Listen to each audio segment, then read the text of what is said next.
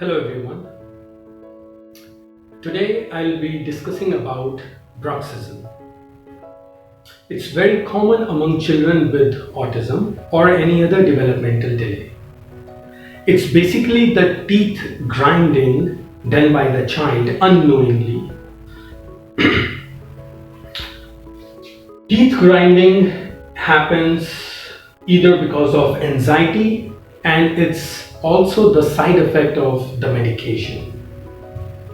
See, autism has no cure. So the supplements and the medicines we take to improve the symptoms, they do have severe side effects. That's why I always tell parents that medication should be the last approach to improve the symptoms of your child. First, we need to pay attention on different therapies, ABA, CBT, or especially exercise and diet, be it for autism or ADHD.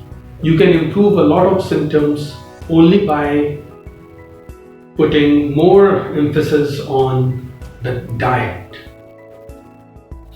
Anyway, if you want to improve bruxism and stop this teeth grinding, I would recommend to add more calcium, magnesium in the diet of your child and vitamin D.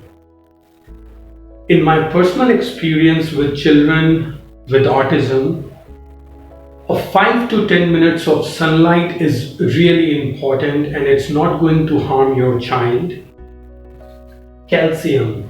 A lot of parents give calcium as a supplement unknowingly because they don't know that your body do not process or absorb or digest calcium without vitamin D.